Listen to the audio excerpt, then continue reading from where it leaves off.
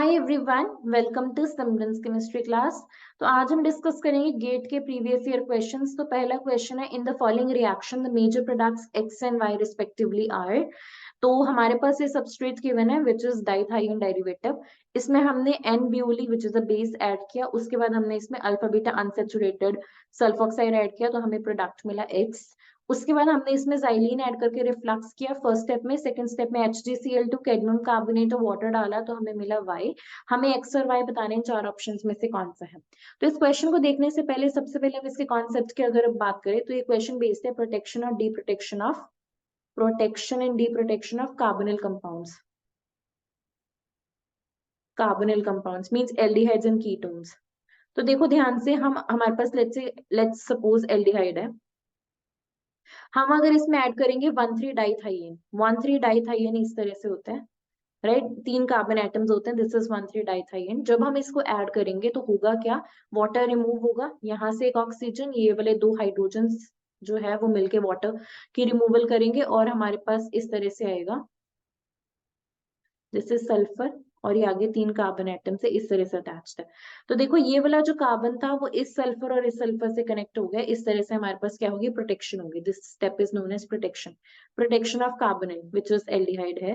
Next step में अगर हम ऐड करेंगे HgCl2 वाटर, तो होगा क्या, हमारे पास डी प्रोटेक्शन होगी। डी प्रोटेक्शन का मतलब है हमारे पास इस तरह से एल्डिहाइड वापस आएगा, this step is known as deprotection, right. तो ये हमारे पास जो होता है कॉन्सेप्ट है, इसी पे बेस्ड क्वेश्चन है। सिमिलरली अगर लेट्स सपोज हमारे पास कीटोन है, तो कीटोन के केस में हमारे पास सेम, अगर हम 1,3-डाइथाइएन डालेंगे तो होगी सबसे पहले स्टेप में प्रोटेक्शन, वाटर की रिमूवल होगी। वाटर जैसे रिमूव होगा हमारे पास इस तरह से, यहाँ से ये सल्फर से कनेक्टेड और सल्फर आगे 3 कार्बन एटम से कनेक्टेड।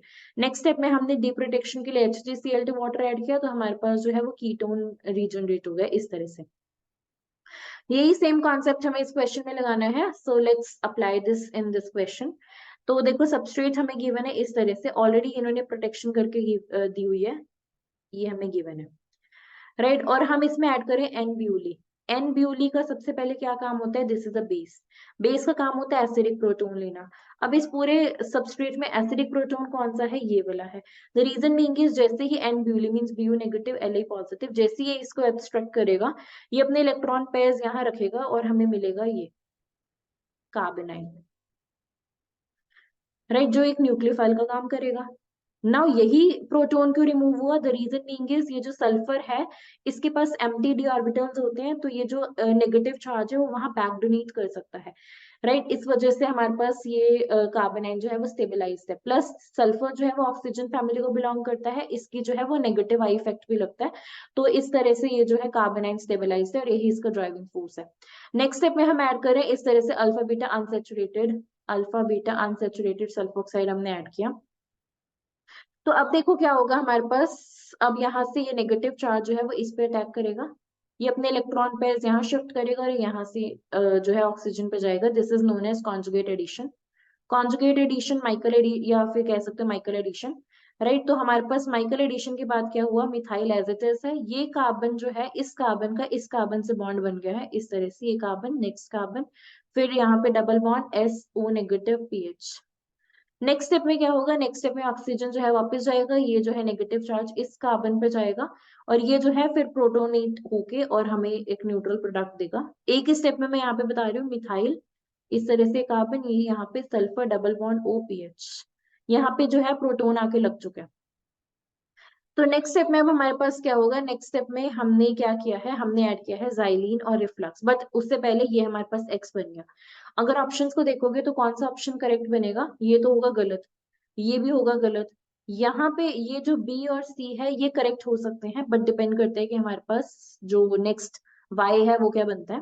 बट ये हमारे पास एक्स है, तो यही काम है। ब्यूली ने क्या किया, ब्यूली ने यहाँ से एसिडिक प्रोटोन लिया और इसने कॉन्जुगेट एडिशन या माइकल एडिशन कर दी, दैट्स इट, राइट। प्रोटोनेशन हमने सेम स्टेप में दिखा दिया है कि यहाँ पे जब नेगेटिव चार्ज आएगा तो वो प्रोटोन ले लेगा, राइट। तो अब नेक्स्ट प्रोटोन किससे लेगा, क्योंकि यहाँ से हमारे पास ब्यूटेन निकला था ना BUH, तो ये जो नेगेटिव चार्ज है वो यहीं से ही प्रोटोन ले लेगा। तो नेक्स्ट स्टेप में क्या होगा, अब हमारे पास हमने जाइलिन ऐड किया है, जाइलिन ऐड करके रिफ्लक्स किया है, तो अब हमारे पास क्या होगा, हमारे पास होगी प्रोलिटिक सिन एलिमिनेशन, प्रोलिटिक सिन एलिमिनेशन। तो देखो इसमें क्या होगा, यहाँ पे प्रोटॉन प्रेजेंट है, ये यहाँ से अपने इलेक्ट्रॉन पेयर्स यहाँ रखेगा और ये जो है सल्फर यहाँ से रिमूव हो जाएगा। तो हमारे पास यहाँ पे एल्कीन बनेगी इस तरह से, सल्फर सल्फर, यहाँ पे हमारे पास है मिथाइल, यहाँ पे कार्बन और यहाँ पे आएगा डबल बॉन्ड।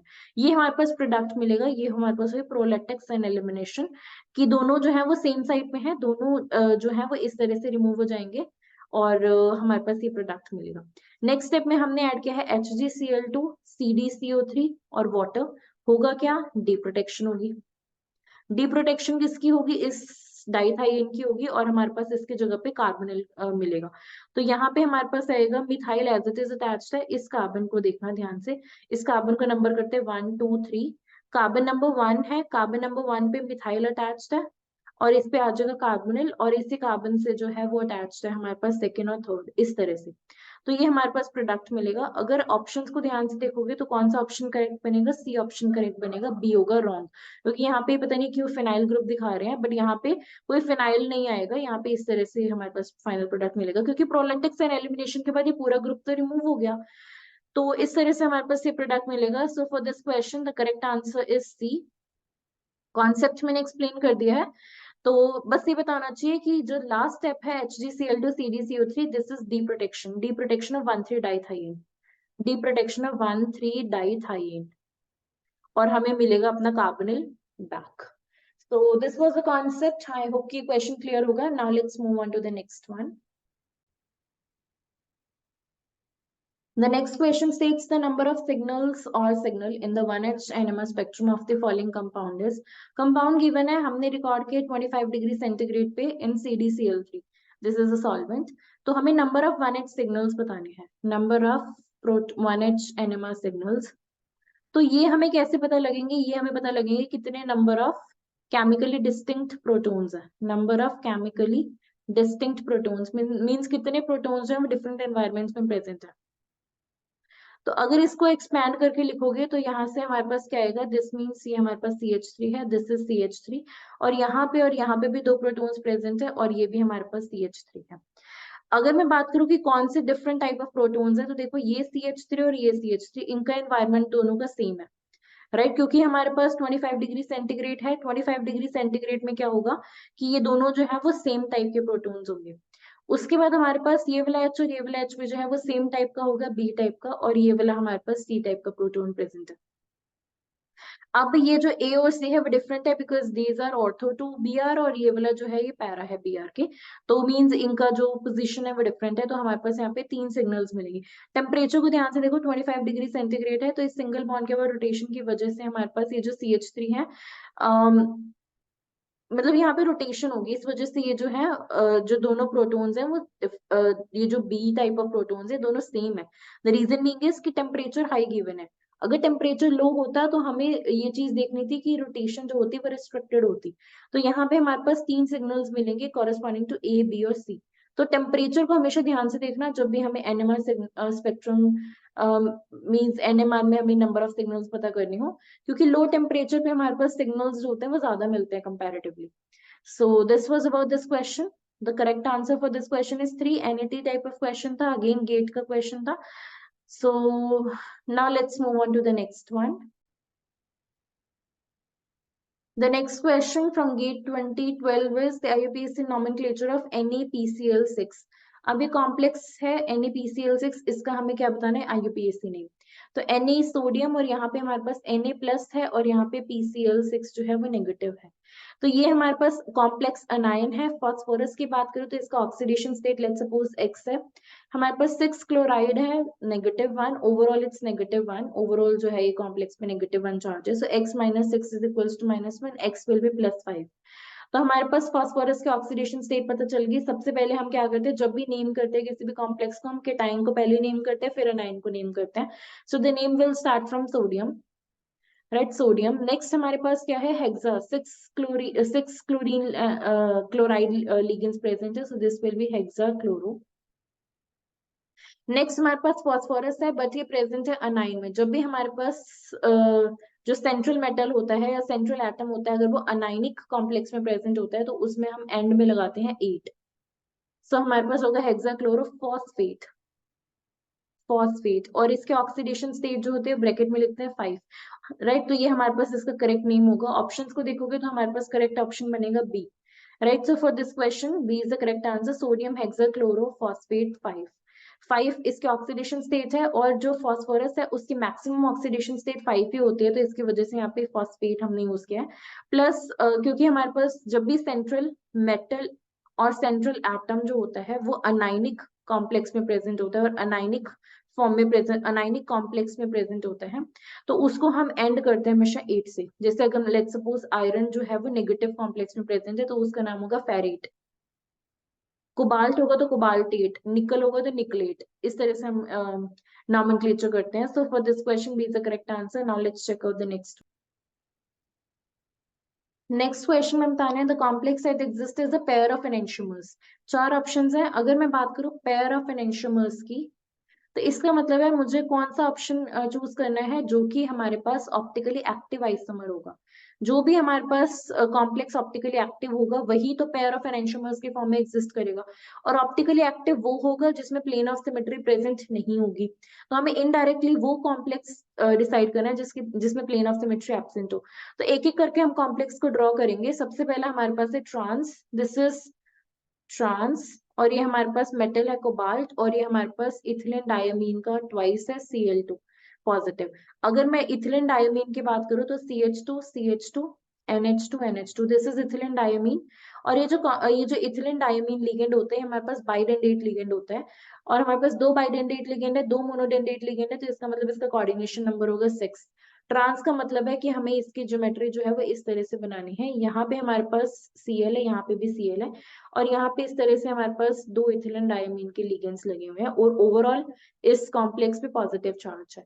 अगर इसकी बात करें तो यहाँ पे तो प्लेन ऑफ सिमेट्री प्रेजेंट है, इस तरह से plane of symmetry is present. तो इसका मतलब है कि ये ऑप्शन तो हमारा होगा रॉन्ग, क्योंकि हमें वो ऑप्शन डिसाइड करना है, वो कॉम्प्लेक्स देखना है जो कि ऑप्टिकली एक्टिव हो, यानी कि जिसमें प्लेन ऑफ सिमेट्री एब्सेंट हो। फर्स्ट हो गया रॉन्ग। बी ऑप्शन को देखो, ये हमारे पास है सिस कोबाल्ट, 4 अमोनिया है, 2 क्लोरीन, 2 जो है वो Cl नेगेटिव लिगेंड्स है, और इस केस में हमारे पास सारे ही जो है वो मोनोडेंडेट है, कोऑर्डिनेशन नंबर अगेन 6 है। तो हमारे पास सिस का मतलब है जो 2 क्लोरीन्स है वो इस तरह से होंगे, और ये हमारे पास अमोनिया प्रेजेंट है NH3 NH3 NH3 और NH3। और ओवरऑल इस पे जो चार्ज है वो हमारे पास है 4 नेगेटिव होना चाहिए, तभी हमारे पास जो कोबाल्ट होगा वो 4 कोबाल्ट जो 4 पॉजिटिव होना चाहिए, तभी हमारे पास कोबाल्ट की ऑक्सीडेशन स्टेट जो होगी वो होगी 2 पॉजिटिव, राइट। तो कोबाल्ट 2 प्लस ऑक्सीडेशन स्टेट में होगा। 1 सेकेंड, अगर हमारे पास 4 पॉजिटिव है तो यहाँ पे हमारे पास, सॉरी, यहाँ पे हमारे पास 4 पॉजिटिव नहीं, यहाँ पे हमारे पास होना चाहिए 1। ये जो चार्ज है ये गलत दिया हुआ है, चार्ज पे मत जाना, क्योंकि कोबाल्ट जो होता है वो +3 ऑक्सीडेशन स्टेट में होता है।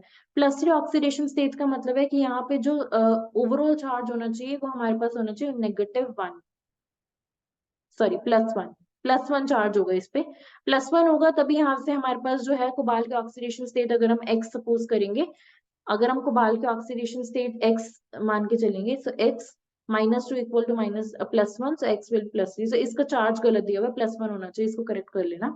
तो यहाँ पे अगर मैं इस कॉम्प्लेक्स की बात करूँ तो यहाँ पे हमारे पास प्लेन ऑफ सिमेट्री प्रेजेंट है, प्लेन ऑफ सिमेट्री प्रेजेंट है। ये भी जो कॉम्प्लेक्स होगा ऑप्टिकली इनएक्टिव होगा, तो ये ऑप्शन भी जो होगा वो गलत होगा।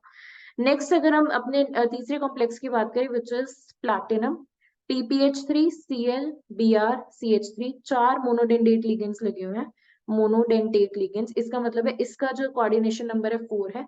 और क्योंकि जो प्लैटिनम है वो हमारे पास किस तरह की मेटल है, यहाँ पे प्लैटिनम जो है वो D8 मेटल होती है, तो ये जो होता है स्क्वायर प्लेनर कॉम्प्लेक्स में एग्जिस्ट करता है।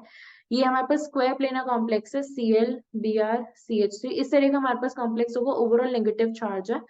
तो यहाँ पे हमारे पास ये पूरा ही जो है स्क्वायर प्लेनर है, तो यहाँ पे तो प्लेन ऑफ सिमेट्री प्रेजेंट ही है, जो कि हमारे पास कैसा, जो जो ए कॉम्प्लेक्स है जिस प्लेन में है वही हमारे पास plane of symmetry, molecular plane. So plane of symmetry present है, होगा हमारे पास ऑप्टिकली इनएक्टिव, तो ये भी हमारे पास हो गया ऑप्शन रॉन्ग। लास्ट ऑप्शन हमारे पास करेक्ट बनता है। अब इसको देखो, इसके स्ट्रक्चर को, लास्ट ऑप्शन है कोबाल्ट En3 3+, क्योंकि कोबाल्ट जो होता है वो नॉर्मली 3+ ऑक्सीडेशन स्टेट में होता है। सो यहाँ पे है कोबाल्ट इथिलीन डायमीन है, इस तरह से हम ड्रॉ करेंगे 2 नाइट्रोजन इस तरह से, ये इस तरह से और ये इस तरह से, ये इथिलीन डायमीन के। ओवरऑल इस पे जो चार्ज है वो है 3+, और इसकी एक non superimposable mirror image होगी क्योंकि यहाँ पे कोई प्लेन ऑफ सिमेट्री प्रेजेंट नहीं है। इस तरह से इसकी non superimposable mirror image है, N इथिलीन डायमीन N और N, राइट। और ये दोनों कैसे हैं, और इस पे भी 3 पॉजिटिव चार्ज है, ये दोनों कैसे हैं, एनेंटियोमर्स है क्योंकि ये एक दूसरे की non superimposable mirror image है। Non superimposable mirror image, the reason being is कि इसमें कोई प्लेन ऑफ सिमेट्री प्रेजेंट नहीं है, प्लेन ऑफ सिमेट्री प्रेजेंट नहीं है, that means optically active, that means इसका एनेंटियोमर जो है वो एग्जिस्ट करेगा। तो इस तरह से हमारे पास इस क्वेश्चन के लिए डी जो है वो करेक्ट आंसर बनता है। And this was the concept about this question. Now let's move on to the next one. The next question states shapes of XeF5 positive and XeF5 negative respectively are, 4 options given है। तो देखो सबसे पहले हमें given है XeF5 positive, तो यहाँ पे जो जिनोन है सेंट्रल एटम है, इसके पास 8 वैलेंस इलेक्ट्रॉन्स होते हैं, जिनोन के पास 8 वैलेंस इलेक्ट्रॉन्स होते हैं, पॉजिटिव चार्ज है तो इसका मतलब इसके पास 7 वैलेंस इलेक्ट्रॉन्स होंगे, इस कॉम्प्लेक्स में 7 वैलेंस इलेक्ट्रॉन्स।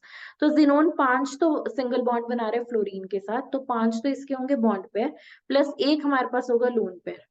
तो इस तरह से हमें पता चल गया 5 बॉन्ड पेयर 1 लोन पेयर, तो टोटल हमारे पास इलेक्ट्रॉन डोमेन्स जो है वो 6 है। 6 का मतलब है कि इसकी जो हाइब्रिडाइजेशन होना चाहिए वो चाहिए होनी चाहिए sp3d, यानी कि ये है जिनोन, ये इस तरह से हमारे पास अरेंज्ड होना चाहिए। 5 तो फ्लोरीन्स है इस तरह से, और 1 हमारे पास लोन पेयर है। तो अगर मैं इस ज्योमेट्री की बात करूं, अगर ज्योमेट्री पूछी जाए तो ज्योमेट्री में हम लोन पेयर को कंसीडर करते हैं।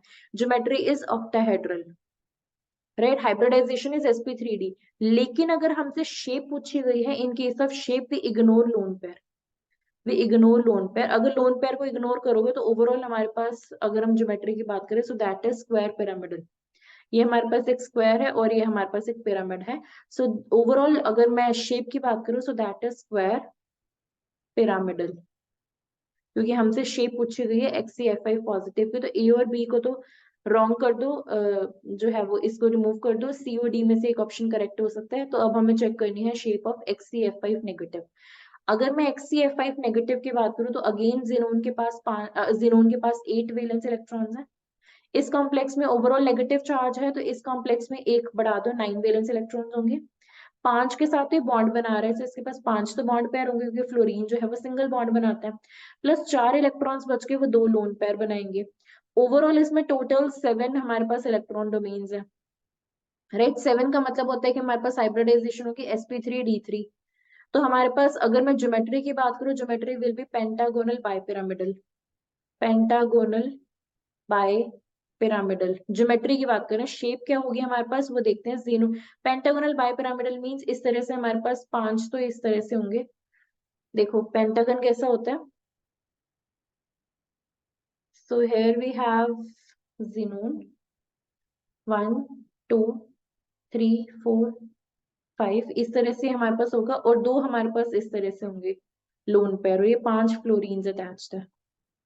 ये एक प्लेन में है, जो पांचों के पांचों फ्लोरीन्स है वो एक प्लेन में है, पेंटागन बना रहे हैं, और ये जो 2 लोन पेयर्स है वो अबव और बिलो बाय पिरामिड बना रहे हैं इस तरह से हमारे पास। तो ये हमारे पास होगी जो, अगर मैं ज्योमेट्री की बात करूं, so that is pentagonal bipyramidal. Shape की बात करें तो इसमें लोन पेयर को इग्नोर कर देना, shape is going to be pentagonal planar, pentagonal plane है, क्योंकि हम जब शेप की बात करते हैं ना तो हम लोन पेयर को कंसीडर नहीं करते, क्योंकि लोन पेयर जो है वो सिर्फ स्पेस में है। एक्चुअली जो एटम्स हैं वो क्या शेप एक्वायर कर रहे हैं, वो हमारे पास है पेंटागोनल प्लेनर।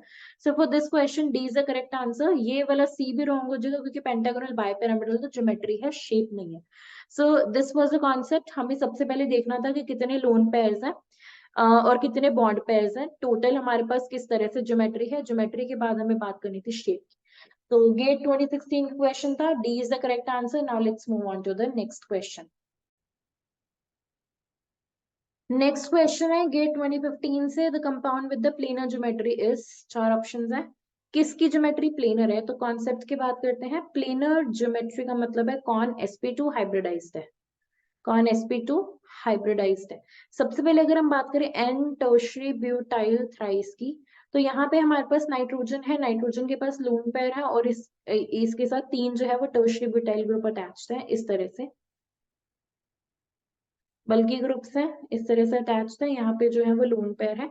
यहाँ पे हमारे पास 3 तो ये सिग्मा बॉन्ड्स बना रहा है, एक इसके पास लोन पेयर है, हाइब्रिडाइजेशन इज sp3 मींस इसकी जो ज्योमेट्री की बात करें तो वो टेट्राहेड्रल होगी, टेट्राहेड्रल होगी, राइट। इसमें रिपल्शन बहुत ज्यादा होंगी क्योंकि बहुत ही ज्यादा बल्कि ग्रुप है।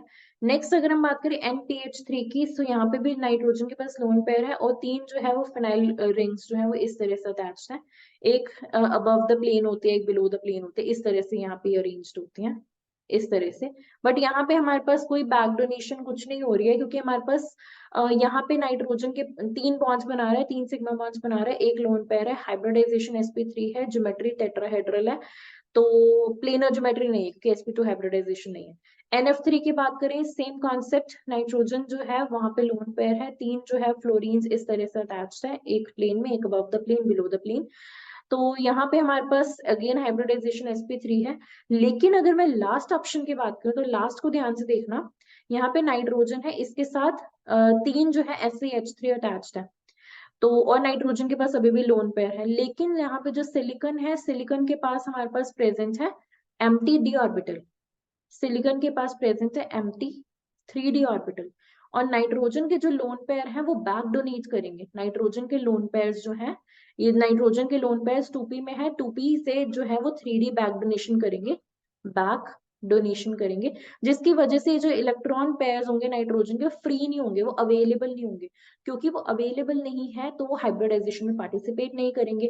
तो जो नाइट्रोजन है वो उसकी हाइब्रिडाइजेशन होगी sp2 और इसकी जो ज्योमेट्री होगी वो होगी प्लेनर ज्योमेट्री।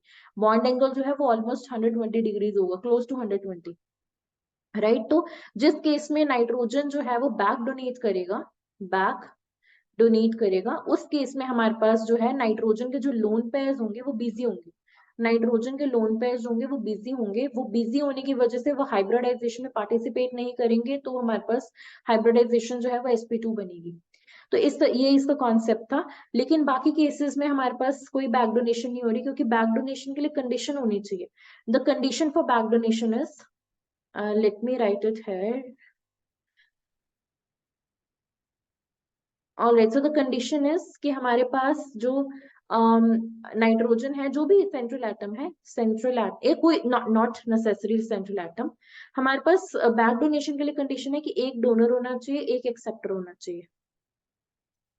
जो डोनर होना चाहिए उसके जो इलेक्ट्रॉन्स है वो 2p में होने चाहिए, राइट, लोन पेयर 2p में होना चाहिए, और एक्सेप्टर जो है वो 2p हो सकता है। एक्सेप्टर हमारे पास अगर उसके पास एम्प्टी 2p है, एक्सेप्टर जो है वो या तो 3d होना चाहिए या 3p होना चाहिए। वो इस तरह से हमारे पास 2p 2p 2p 3d 2p 3p इस तरह से हमारे पास बैक बॉन्डिंग होती है।